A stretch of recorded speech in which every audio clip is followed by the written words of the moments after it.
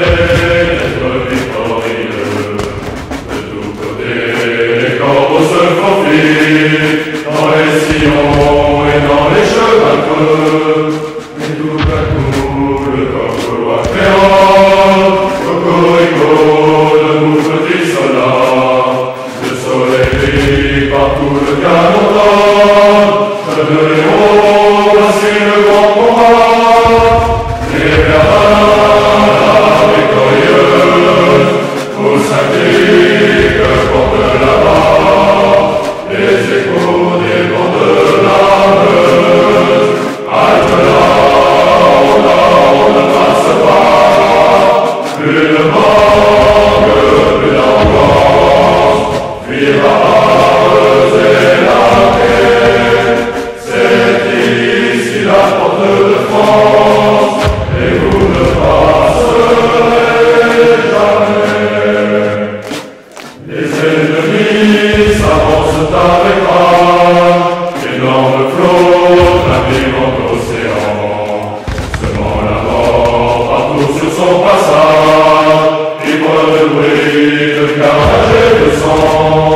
Ils vont passer comme le vent la terre, un officier dans un suprême effort, quoique mourant qui a la baïonnette, hardi brigand, debout, debout les rangs, et Bernard, victorieux, au Saint-Denis que porte là-bas, les échos des vents de la Meuse. Halte là, on ne passe pas.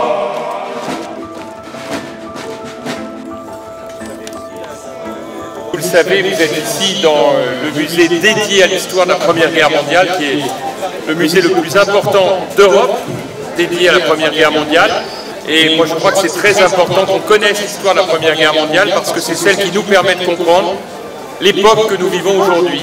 Car tous les grands conflits qu'on connaît aujourd'hui, toutes les tensions dans tous les domaines, prennent leur source dans cette tragédie qui a été la Première Guerre mondiale. Vous êtes ici dans un lieu tout à fait exceptionnel de mémoire. C'est là qu'a eu lieu la bataille de la Marne il y a 110 ans. Je voudrais souhaiter la bienvenue aux plus de 300 reconstituteurs venus de nombreux pays, de nombreuses régions de France.